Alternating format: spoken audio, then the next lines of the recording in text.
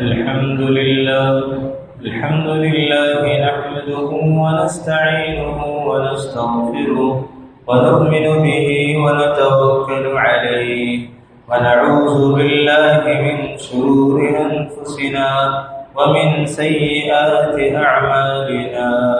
من يهد الله فلا مضل له ومن يضلل فلا هادي له، ونشهد أن لا إله إلا الله وحده لا شريك له، ونشهد أن سيدنا وسندنا ومولانا محمدا عبده ورسوله. أما بعد فأعوذ بالله من الشيطان الرجيم. بسم الله الرحمن الرحيم. قل إن كان آباؤكم وأبناؤكم وإخوانكم وأزواجكم وعشيرتكم وأموال اقترفتموها وتجارة تخشون كسادها ومساكن ترضونها أحب إليكم من الله ورسوله وجهاد في سبيله فتربصوا حتى يأتي الله بأمره. وقال رسول الله صلى الله عليه وسلم: لا يؤمن أحدكم حتى أكون أحب إليه من أهله وماله.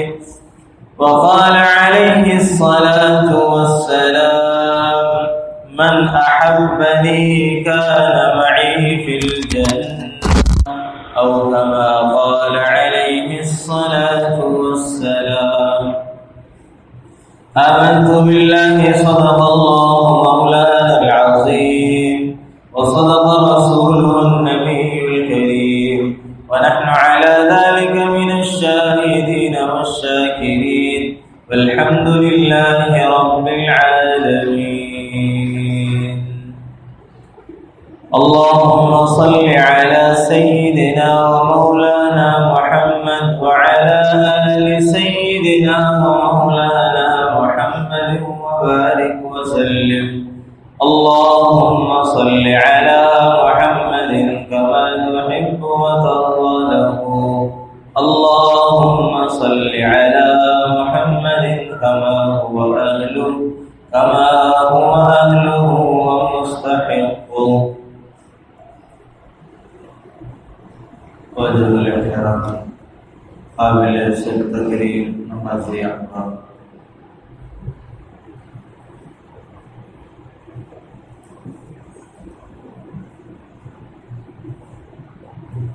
अलैहिस्सलाम से मोहब्बत ईमान का जुज़े लाज़िम है, और आपसे मोहब्बत के बगैर ईमान कामिल नहीं हो सकता। और उससे मुताल्लिक़ ये अर्ज़ किया गया था कि असबाब मोहब्बत कौन कौन से हैं। उसमें ये बताया गया था कि असबाब मोहब्बत में बाज़ लोगों के नज़दीक माल भी सबब मोहब्बत है, और बाज़ लोग किसी से उसके कमालात की वजह से मोहब्बत करते हैं, और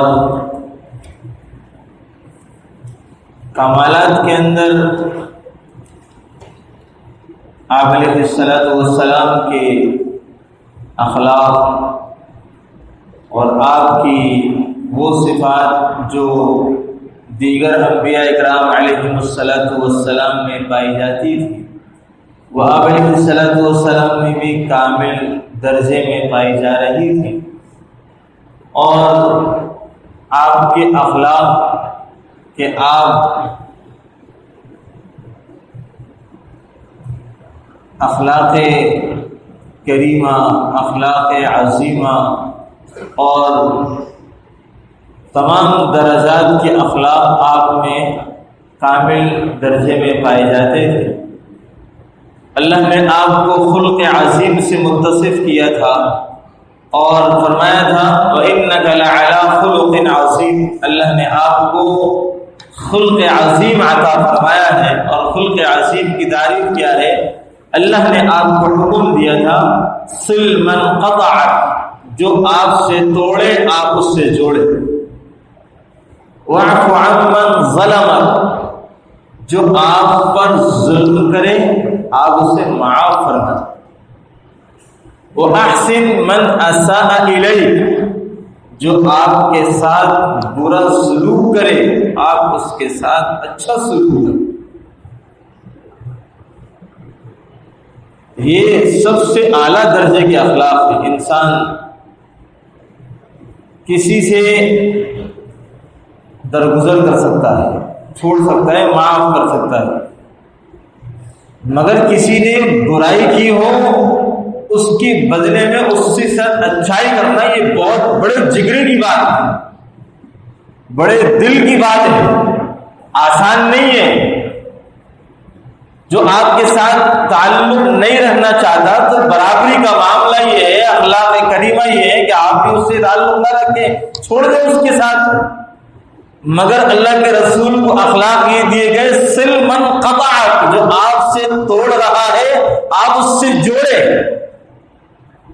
آپ رشتہ داروں میں کوئی آپ سے نہیں ملنا چاہتا، آپ بھی نہیں چاہیں گے بھائی جب یہ نہیں ملنا چاہتا تو میں بھی نہیں ملتا ہوں، جب اس کے دل میں میرے لیے جگہ نہیں ہے تو میں اس کے ساتھ مل کے کیا کروں گا۔ مگر نبی کا اخلاق یہ ہے، فرمایا کہ اس کے ساتھ جوڑو، صِلْ مَنْ قَطَعَكَ۔ شریعت میں بھی یہی ہے کہ بھائی اگر ایک آدمی کی ذات سے آپ کو تکلیف پہنچتی ہے، وہ سراپا شر ہی شر ہے، فتنہ ہی فتنہ ہے، اگر اس سے ملتے ہیں تعلقات رکھتے ہیں تو ہمیں ہر صورت اس سے نقصان پہنچنا ہے۔ شریعت کہتی ہے کہ اگر آپ اس سے نہ ملے، اگر سامنا ہو جائے تو سلام کلام کی حد تک اپنا کام چلائیں، یہی آپ کے حق میں دینے کی رشتہ داری کے حقوق اور اس کی پاسداری یہی کافی ہے۔ مگر اللہ کے رسول کو حکم ہے کہ صِلْ مَنْ قَطَعَكَ، جو توڑ رہا ہے اس سے جوڑ، وَاعْفُ عَمَّنْ ظَلَمَكَ، جو آپ پر ظلم کرتا ہے آپ سے درگزر معاف کر، اور وَأَحْسِنْ مَنْ أَسَاءَ إِلَيْكَ، برا کرنے کے والے کے ساتھ اچھا سلوک۔ آپ کے اخلاق میں فرمایا کہ کون سا ایسا خلق ہے، ایسی صفات ہے جو آپ میں نہیں پائی جاتی۔ ہر صفت اللہ کے رسول میں کامل درجے میں پائی جاتی ہے۔ حضرت ابو سعید خدری رضی اللہ تعالیٰ عنہ فرماتے ہیں کہ آپ کے اندر حیا اتنی زیادہ تھی کہ کماری اور باکرہ لڑکی کے اندر جو شرم اور حیا ہوتی ہے، اللہ کے رسول اس سے زیادہ باحیا تھے، اس سے زیادہ باحیا تھے۔ اور تواضع، عاجزی، انکساری کا عالم یہ تھا کہ خادموں کے ساتھ بیٹھ کر کے کھانا کھا لیتے تھے۔ غریبوں کو کون پوچھتا ہے؟ آج کل تو مالداروں کو یہ پوچھا جاتا ہے، اللہ کے رسول غریبوں کی بھی عیادت کرتے تھے اور فقراء کی ہمنشینی اختیار کرتے تھے۔ فقراء کے ساتھ بیٹھ جانا، ان کے ساتھ گفتگو کرنا، ان کے ساتھ بات چیت کرنا، اور کسی بھی مجلس میں امتیازی نشست اختیار نہ فرماتے تھے۔ اونچی جگہ پر بیٹھ کر کے اپنے آپ کو بڑا دکھانا اللہ کے رسول کی صفات میں سے نہیں تھا۔ عام لوگوں کے ساتھ بیٹھنے کو پسند فرماتے ہیں۔ عام لوگ اس درجے پر جہاں وہ بیٹھے ہیں اللہ کے رسول اس جگہ پر ان کے ساتھ بیٹھا کرتے تھے، اور گھر کے چھوٹے موٹے کام اپنے ہاتھ سے خود کرتے تھے۔ حدیث میں آتا ہے کہ جوتے کا تسمہ خود جوڑ لیتے تھے، پڑھے ہوئے کپڑوں پر پیوند خود لگا دیتے تھے، گھر کے اندر بستر اٹھانا صفائی کرنے کا کام کر لیتے تھے، بکری ہے تو بکری کا دودھ نکال کر کے گھر والوں کو دے دیتے تھے۔ یہ گھر کے چھوٹے موٹے کام اللہ کے رسول اپنے ہاتھ بٹا لیا اور فرمایا کہ کوئی ضعیف کمزور آدمی راستے میں جا رہا ہو، اس کے ہاتھ میں وزن ہو تو اس کا بوجھ اپنے ہاتھ کندھے پہ لاد کر کے اس کو اس کے مقام تک پہنچا دیا کرتے تھے. اور فرمایا کہ ایک شخص نے آپ کے ہاتھ کا بوسہ لینا چاہا تو اللہ کے رسول نے فرمایا کہ ھذا تفعلہ الأعاجم بملوکہا وليس بملک. یہ جو ہاتھوں کا چومنا ہے تو عجمی لوگ اپنے بادشاہوں کے ساتھ ایسا سلوک کرتے ہیں. وَلَيْسَ بِمَلِكٍ، میں تو کوئی بادشاہ تھوڑی ہوں. وَإِنَّمَا أَنَا رَجُلٌ مِّنْكُمْ، میں تو تم میں سے ایک شخص ہوں. جس طرح تم ایک شخص ہو میں بھی ایک شخص ہوں. اللہ نے مجھے نبی بنایا ہے، مگر یہ نہیں ہے کہ تم میرے ہاتھوں کا بوسہ دو، میرے پاؤں کو چوم دو، میرے آگے جھکو. یہ چیزیں نہیں. پتہ نہیں لوگوں میں یہ بگاڑ کیسے آ گیا کہ پیروں کے فقیروں کے جا کر کے ہاتھ چوم رہا ہے، کوئی پاؤں چوم رہا ہے، کوئی ان کے سامنے سجدے کر رہا ہے. اس سے بھی ادھر گئے گزرے لوگ تو جا کر کے قبروں کو سجدہ کر رہے ہیں، ان کا طواف کر رہے ہیں، ان کے آگے ہاتھ جوڑ کر کے منتیں مانگ رہے ہیں، ان سے مرادیں مانگ رہے ہیں، ان سے دعائیں مانگ رہے ہیں. بیچارہ خبر والا تو خود محتاج ہے کہ اسے پڑھ کر کے بخشا جائے. مرنے والا محتاج ہوتا ہے کہ 4 لوگ سے لے جا کر کے قبر میں دفنائے اور وہ بیچارہ مدفون ہو جائے اور اس کو پردہ کر دیا جائے دنیا سے. وہ خود بیچارہ اس بات کا مجبور ہے.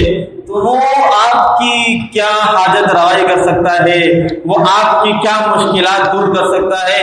وہ تو اس بات پر مجبور ہے کہ آپ دنیا دار ہیں، دنیا والے، اللہ نے زندگی دی ہے کہ کچھ پڑھ کر کے ان کو بخشے تو ان کو ثواب مل جائے گا. اللہ اس پڑھنے کے ذریعے سے اس کے اوپر سے عذاب دور کر دے گا، اس کے قبر پر روشنی کر دے گا. آپ کے پڑھنے کے ذریعے سے اللہ اس کو خوان عطا فرمائے گا. یہ بگاڑ اللہ کے رسول نے اس طرح فرمایا ھذا تفعلہ الأعاجم، یہ ہاتھوں کا بوسہ دینا تو یہ تو عجمی اور بے دین لوگوں کا کام ہے. فرمایا کہ ولیس بملک، میں تو بادشاہ نہیں ہوں. وانما انا رجل منکم، میں تو بھائی تمہارے جیسا ایک آدمی ہوں. اللہ نے بھی فرمایا قل انما انا بشر مثلکم، اے نبی آپ کہیے میں تمہاری طرح کا ایک انسان ہوں، بشر ہوں، کوئی فرشتہ تھوڑی ہوں. ہاں، فرشتوں کی نسل نہیں ہوتی، فرشتوں کی بیویاں نہیں ہوتی، فرشتوں کے اندر نر مادہ نہیں ہوتا، فرشتوں کے اندر کھانے پینے کی خواہشات نہیں ہوتی اور ان کو بھوک نہیں لگتی، ان کو قضائے حاجت نہیں ہوتی. ہاں، نبی قضائے حاجت بھی ہوتی ہے، پیشاب کا تقاضا بھی ہوتا ہے، بیویاں بھی ہوتی ہیں اور اسی طریقے سے اولاد بھی ہوتی ہے، نسل بھی ہوتی ہے. نبی جس طرح عام انسان ہے اس طرح وہ ایک انسان ہے، مگر انسانوں میں کامل درجے کا اور سب سے اعلیٰ درجے کا انسان جسے اللہ نے نبوت کے لیے چنا ہوتا ہے وہ نبی بنایا جاتا ہے. اس کے اندر صفات اللہ کامل رکھتے ہیں، اس کو ہر عیب سے پاک کرتے ہیں اور تمام انسانیت کی اعلیٰ ترین صفات سے اسے متصف کرتے ہیں کہ نہ اس کے اخلاق پر کوئی انگلی اٹھا سکے اور نہ ہی اس کے کسی عیب پر کوئی انگلی اٹھا سکے. اللہ نے نبی کو ہر عیب سے پاک بنایا ہوتا ہے.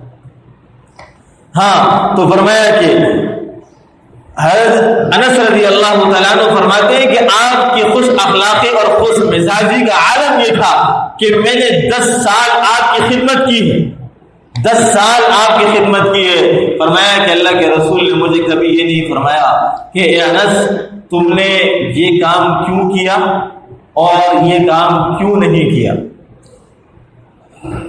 انسان اپنی اولاد کو، اپنے بیٹوں کو، اپنے ملازمین کو ڈانٹ ڈپٹ کرتا ہے کہ میں نے یہ کام کرنے کے لیے کہا تھا اور تم نے نہیں کیا.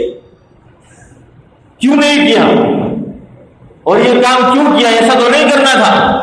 مگر اللہ کے رسول کی اخلاق، بردباری، حلم اس عظیم درجے کا ہے کہ اپنے خادم کو کبھی یہ نہیں فرمایا کہ یہ کیوں کیا اور کبھی یہ نہیں فرمایا کہ یہ کام کیوں نہیں کیا. ہم آپے سے باہر ہو جاتے ہیں، بفر جاتے ہیں، غصہ تیش میں اتنا زیادہ ہم بفر جاتے ہیں کہ ہمیں اگلے کی عزت کا احساس نہیں رہتا، اس کی انسان ہونے کی انسانیت کا بھی احساس نہیں ہوتا اور ہم اس کے معاملے میں اپنی انسانیت بھی کھو دیتے ہیں. الفاظ، ہمارے اخلاق، ہمارا غصہ، ہمارا تیش اس قابل ہوتا ہے کہ ملامت کی جائے. ہم دوسرے کی عزت اتارنے میں اپنی بڑائی سمجھتے ہیں. پیسہ والا، گاڑی والا اپنے آپ کا، اپنی عزت کا رچنا اور بسنا اس بات میں سمجھتا ہے کہ دوسروں کی عزت سے کھیل لیا جائے. ہاں، اللہ کے رسول صلی اللہ علیہ وسلم کے اخلاق یہ نہیں.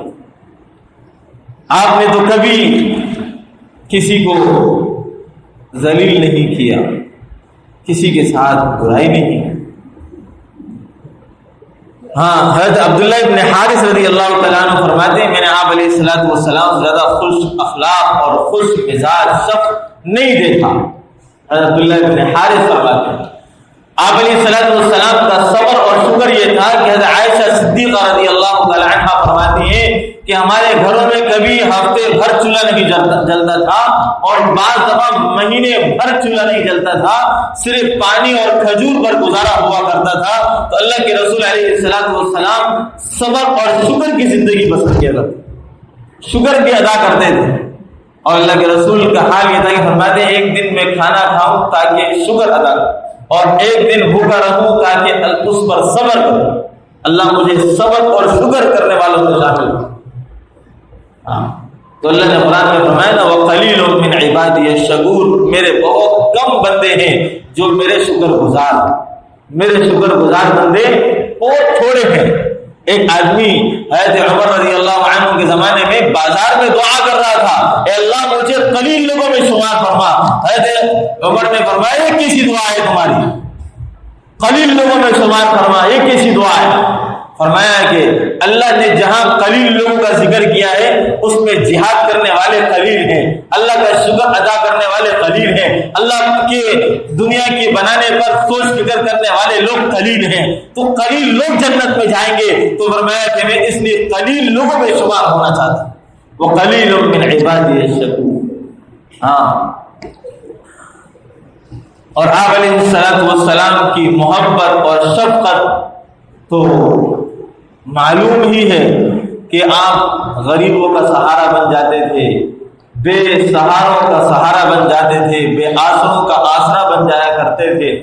اور شفقت کا عالم یہ تھا کہ آپ کی شفقت صرف انسانوں پر بھی نہیں بلکہ حیوانوں پر بھی آپ شفیق تھے کہ حیوان بھی آپ، جانور بھی آپ کے پاس اپنی شکایات لے کر آتے تھے اور اپنے اوپر ہونے والے ظلم کی شکایت اللہ کے رسول سے فرمایا کرتے.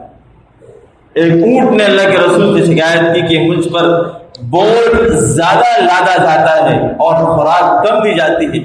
آپ نے اس کے مالک کو ڈانٹا اور سمجھایا کہ یہ تمہاری شکایت کر رہا ہے، تم اس کی طاقت سے زیادہ بوجھ اس پر لاتے ہو اور خوراک اس کو کم دیتے. یہ اللہ کے رسول کی شفقت ہے.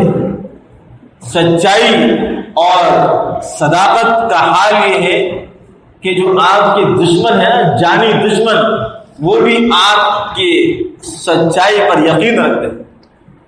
حال یہ تھا کہ جب اللہ کے رسول کے لیے انہوں نے نعوذ باللہ قتل کرنے کا ارادہ کیا تب بھی اللہ کے رسول کے پاس ان مشرکین مکہ کی امانتیں رکھی ہوئی تھی. آپ نے وہ امانتیں حضرت علی کو دی اور فرمایا کہ یہ تمام امانتیں ان کو واپس پہنچا دینا اور پہنچا کر کے تم بھی مدینہ چلے آنا. جنگ بدر کے موقع پر ابو جہل سے اخنس بن شریح نے پوچھا کہ دیکھو یہاں پر میرے اور تمہارے سوا تیسرا کوئی بندہ نہیں، میں تمہیں قسم دے کر کے کہتا ہوں کہ تم محمد صلی اللہ علیہ وسلم کے بارے میں بتاؤ کہ وہ سچے ہیں یا جھوٹے ہیں. اس نے کہا کہ میں اللہ کی قسم کھا کر کے کہتا ہوں کہ محمد صلی اللہ علیہ وسلم سچے ہیں، آج تک جھوٹ کی کوئی بات ان سے صادر نہیں ہوئی. جو آپ کا جانی دشمن ہے، جس نے آپ کو اذیتیں پہنچانے میں کوئی کسر نہ اٹھا رکھی اور آپ کو اذیتیں دینے میں، آپ کو برا بھلا کہنے میں، آپ کی دعوتوں میں کوئی رکاوٹ ایسی نہ تھی جو نہ ڈالی. جہاں اللہ کے رسول دعوت دینے جاتے تھے اور جا کر کے پیچھے سے کہتا تھا کہ یہ مجنون ہے، پاگل ہے، اس کی بات نہ سن، کسی تکلیف پہنچتی ہوگی، چچا ہے، اور اس طرح اذیت پہنچا رہا ہے۔ اللہ کے رسول علیہ السلام نے صبر کیا، تو حال یہ تھا کہ دشمن بھی آپ کی صداقت اور سچائی کی گواہی دیتے تھے، اور ساتھ ساتھ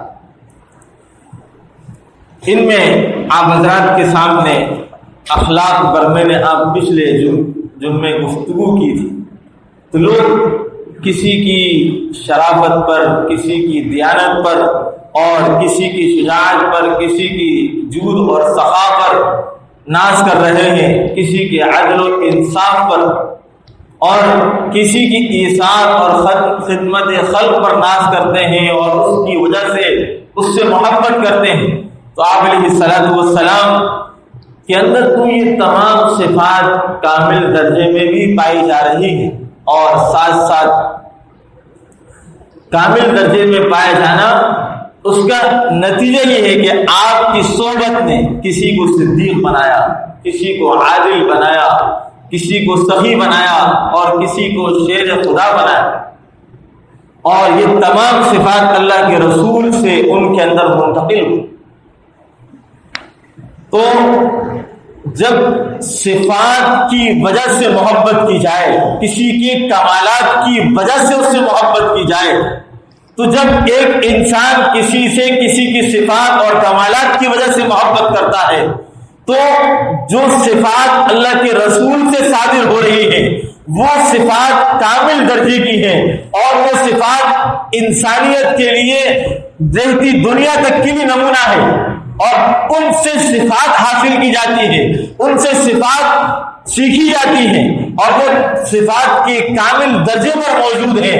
تو جو شخص انسانیت کا درد رکھنے والا ہو اور وہ کمالات اور صفات سے محبت رکھتا ہو، تو جب اللہ کے رسول کو سنے اور ان کو دیکھے اور ان کی سیرت کو پڑھے، اور اگر اس کو ان سے محبت نہ ہو تو وہ انسانیت سے خارج ہو سکتا ہے، اس کے دل کے اندر دل نہیں، اس کے سینے میں دل نہیں، بلکہ پتھر کا ایک ٹکڑا ہو سکتا ہے۔ وہ جو انسانیت سے محبت رکھتا ہو، صفات اور کمالات سے محبت رکھتا ہو، اور وہ تمام صفات اللہ کے رسول کی پڑھ کر کے اور اللہ کے رسول سے محبت نہ کرے، تو وہ انسان کمالات سے محبت نہیں کر رہا، بلکہ وہ صفات سے محبت نہیں کر رہا، بلکہ اس کے اندر کسی اور چیز کی محبت ہے۔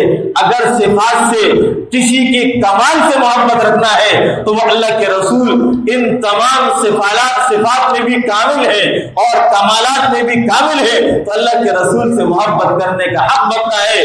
تو جب ایک انسان کسی سے کمالات کی وجہ سے محبت کرے تو وہ اللہ کے رسول سے ضرور محبت کرے۔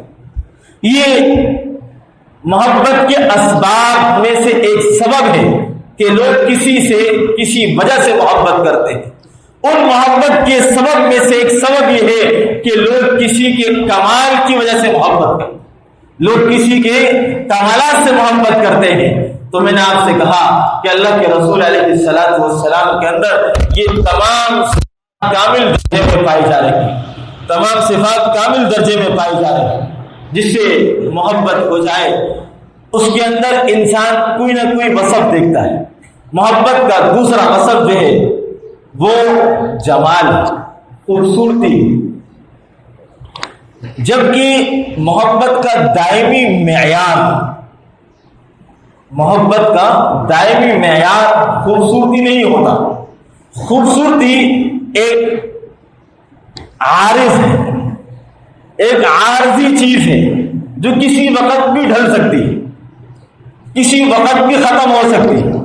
مثال کے طور پر کسی کو کسی کے حسن سے محبت، اس کے خوبصورت ہونے کی وجہ سے اس سے محبت ہے، خدا نہ خواستہ وہ جل گیا تو اس کی خوبصورتی کا کیا رہا؟ اس کی خوبصورتی کہاں گئی؟ دائمی معیار کسی سے محبت کرنے کا وہ خوبصورتی نہیں ہے، مگر دنیا میں ایسے لوگوں کی بھی کمی نہیں ہے جو کسی سے اس کی خوبصورتی کی وجہ سے، اس کے جمال کی وجہ سے، اس کے حسین ہونے کی وجہ سے اس سے محبت رکھتے. ایسے لوگوں کی بھی کمی نہیں ہے. مگر میں نے آپ سے کہا کہ یہ جو وصف ہے اس وصف سے محبت لوگ کرتے ہیں. تو آپ علیہ الصلوۃ والسلام سے متعلق میں نے پہلے بھی یہ بات عرض کی کہ اللہ تبارک و تعالی نے اپنے تمام نبیوں کو، تمام انبیاء اور رسولوں کو تمام ظاہری عیوب سے پاک رکھا ہے اور تمام اخلاقی عیب سے بھی پاک رکھا ہے کہ کوئی شخص انسانیت میں سے اٹھ کر کے نبی کی کسی وصف، اس کی جسمانی کسی عیب یا اس کی کسی اخلاقی وصف پر انگلی اٹھانے کی جسارت نہ کر سکے. اللہ نے اپنے نبیوں کو ان تمام عیبوں سے پاک رکھا کہ کوئی بھی شخص ان کے اوپر انگلی نہ اٹھا سکے. ہاں تو اگر جمال بھی سبب محبت ہے، کسی کی خوبصورتی بھی اگر سبب محبت ہے، تو نبی کا چہرہ اس کی صداقت کی گواہی ہوتا ہے. حضرت عبداللہ ابن سلام رضی اللہ تعالیٰ یہودیوں کے بڑے عالم گزرے اور ان کے والد بھی یہودیوں کے بڑے عالم تھے. عبداللہ ابن سلام فرماتے ہیں فلما استبنت وجهه، جب میں نے اللہ کے رسول کے چہرے کو دیکھا فرماتے عرفت ان وجهه ليس بوجه كذاب، تو میں نے آپ کے چہرے سے ہی پہچان لیا کہ یہ کسی جھوٹے کا چہرہ نہیں ہو سکتا. ہاں کیونکہ وہ تورات اور زبور اور انجیل کے، تورات کے اور انجیل کے عالم تھے. تورات اور انجیل کے عالم تھے، اس میں اللہ کے رسول کی صفات کو بیان کیا گیا تھا. اور جب انہوں نے اللہ کے رسول کا چہرہ دیکھا تو چہرہ دیکھ کر ہی پہچان لیا کہ یہ نبیوں کا چہرہ تو ہو سکتا ہے، کسی کاہن کا اور کسی نجومی کا اور کسی جھوٹے دغاباز انسان کا چہرہ نہیں ہو سکتا. ہاں حضرت ابو رافع یہ وہ شخص ہیں جو بعد میں مسلمان ہوئے، صحابی بنے. جب صلح حدیبیہ کا موقع آیا تو یہ قریش کی طرف سے ایک حاکم بن کر کے آئے تھے فیصلہ کرنے کے لیے. فرماتے ہیں کہ جب میں نے اللہ کے رسول صلی اللہ علیہ وسلم کے چہرے کو دیکھا تو قلبیہ فی الاسلام کے میرے دل میں اسلام اتر چکا تھا. اللہ کے رسول کے چہرے کو دیکھ کر کے میرے دل میں اسلام کا چراغ روشن ہو گیا تھا. یہ اللہ کے رسول کے چہرے یعنی خوبصورتی اور آپ کی وجاہت، آپ کے جمال کا اثر یہ تھا کہ نبوت کا کہ لوگ آپ کے چہرے سے ہی اثر قبول کر لیا کرتے تھے. اور حضرت ابو ہریرہ رضی اللہ تعالیٰ عنہ فرماتے ہیں ما رأیت شیئا احسن من رسول اللہ صلی اللہ علیہ وسلم کأن الشمس تجری فی وجہی، کہ میں نے آپ علیہ السلام سے حسین چہرہ اور خوبصورت چہرہ کسی کا نہیں دیکھا. ایسا محسوس ہوتا تھا کأن الشمس تجری فی وجہہ، کہ آپ کے چہرے انور پر جیسے سورج رواں دواں ہو، سورج رواں دواں ہو. کیسی خوبصورتی بیان کرتے ہیں صحابہ اکرام. اور حضرت انس رضی اللہ تعالیٰ فرماتے ہیں کہ میں نے آپ کے چہرے انور کو دیکھا تو لوگوں کو بتلایا کہ کان رسول اللہ صلی اللہ علیہ وسلم ازہر اللون، کہ آپ کا چہرہ سفید اور روشن دار تھا. اور آگے جو فرماتے ہیں کان عرقہ اللؤلؤ، ایسا محسوس ہوتا تھا آپ کے چہرے پر کہ آپ کے چہرے انور پر پسینے کا قطرہ بھی موتی محسوس ہوتا تھا، موتی کی طرح نظر آتا تھا. ہاں ایک تو چہرے انور کی وجاہت الگ، پھر اس پر جو آنے والی جو پسینہ ہے اس کی بوند بھی جس کی طرح موتی کی طرح محسوس ہو. صحابہ اکرام اللہ کے رسول کے چہرے انور کی وجاہت کو اس طرح بیان کرو. اور حضرت علی رضی اللہ تعالیٰ عنہ نے تو بڑی عجیب بات فرمایا من رآہ بداہۃ ہابہ، جو اللہ کے رسول کو جانتا نہیں تھا اور پہلی دفعہ دیکھتا تھا تو آپ پر جلال اور جمال دونوں کا اثر تھا تو میں کہ ہابہ ہیبت زدہ ہو جاتا تھا.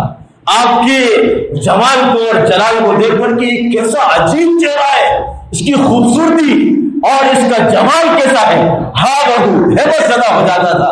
ومن خالطہ معرفۃ احبہ، اور جو آپ سے ملتا جلتا رہتا تھا، آپ کے پاس بیٹھتا تھا، احبہ آپ سے محبت کرتا تھا، ہاں محبت کرتا تھا۔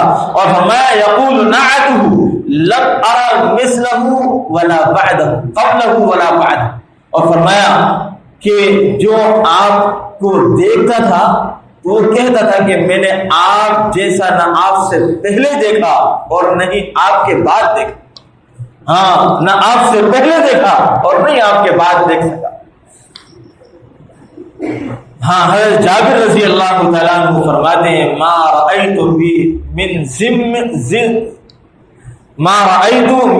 لمۃ فی حلۃ حمراء، کہ میں نے لمبے بالوں والا اور سرخ چادر والا آپ سے زیادہ حسین کوئی نہیں دیکھا، آپ سے زیادہ حسین کوئی نہیں دیکھا۔ ہاں یا علیہ الصلوۃ والسلام کے خوبصورتی کو صحابہ بیان فرماتے، حضرت کعب بن مالک رضی اللہ عنہ فرماتے ہیں کہ جب آپ علیہ الصلوۃ والسلام خوش ہوتے تھے تو آپ کا چہرہ انور ایسا چمکتا تھا جیسے چودھویں کا چاند چمکتا ہے، چودھویں کا چاند چمکتا ہو۔ ہاں یہ اللہ کے رسول علیہ الصلوۃ والسلام کے خوبصورتی کے چند صحابہ اکرام کے اقوال جو آپ کے سامنے عرض کیے گئے۔ تو اگر اسباب محبت میں سے اگر نبی سے محبت کرنے کا سبب خوبصورتی ہے تو اللہ کے رسول علیہ الصلوۃ والسلام سے زیادہ کائنات میں کوئی محبوب نہیں، کوئی خوبصورت نہیں ہے۔ ہاں حضرت جبریل علیہ الصلوۃ والسلام نے فرمایا کہ جس کو ایک شاعر نے اپنے شعر میں بیان کیا ہے کہ آفاقہا گردید ام مہر بتا ورزید ام، ہاں کہ میں پوری دنیا کے گوشے گوشے شمال مشرق مغرب ہر جنوب ہر جگہ گھما ہوں، اور میں نے ایسے لوگ دیکھے جو بہت زیادہ خوبصورت تھے اور ان کی خوبصورتی کی وجہ سے ان کی بتوں کی طرح پوجا اور پرستش کی جاتی تھی، اور فرمایا کہ خوبیاں خوبا بسیار دینا اب، اور اس سے بھی کئی زیادہ خوبصورت دیکھے ہیں لوگ دیکھے، مگر جب میں فرماتے ہیں کہ لیکن تو چیزیں دی کری، تمام لوگوں کی خوبصورتی کو دیکھ کر کے جب آپ کی خوبصورتی پر پہنچتا ہوں تو فرماتے ہیں لیکن تو چیزیں دی کری، ہاں آپ تو چیز ہی دوسری ہے۔ اور حضرت حسان بن ثابت نے کیا فرمایا، وَأَحْسَنُ مِنْكَ لَمْ تَرَ قَطُّ عَيْنِي، میری آنکھ نے آپ سے زیادہ خوبصورت تو دیکھا نہیں، وَأَجْمَلُ مِنْكَ لَمْ تَلِدِ النِّسَاءُ، آپ سے زیادہ جمیل اور حسین کسی ماں نے جنا نہیں، ہاں کسی ماں نے، خُلِقْتَ مُبَرَّأً مِنْ كُلِّ عَيْبٍ، آپ کو اللہ نے ہر عیب سے پاک پیدا کیا، ہاں کأنک قد خلقت کما تشاء، گویا ایسے جیسے آپ نے چاہا اللہ نے آپ کو ویسا پیدا کیا۔ ایسے محبوب صلی اللہ علیہ وسلم کی خوبصورتی کا عالم ہے۔ تو مسلمان کے لیے تو اللہ کے رسول علیہ الصلوۃ والسلام کا فرمان ہے لا یؤمن احدکم حتی اکون احب الیہ من اہلہ ومالہ وولدہ ووالدہ والناس اجمعین، مال اولاد بیوی بچے ہر چیز سے، کائنات کے ہر ذرے سے زیادہ محبت اللہ کے رسول سے نہ ہوگی تو انسان کا ایمان کامل نہیں ہو سکتا۔ اللہ کے رسول سے محبت ایمان کا جزء لازم ہے۔ اللہ ہم سب کو اللہ کے رسول سے ایسی ہی محبت کرنے کی توفیق نصیب فرمائے۔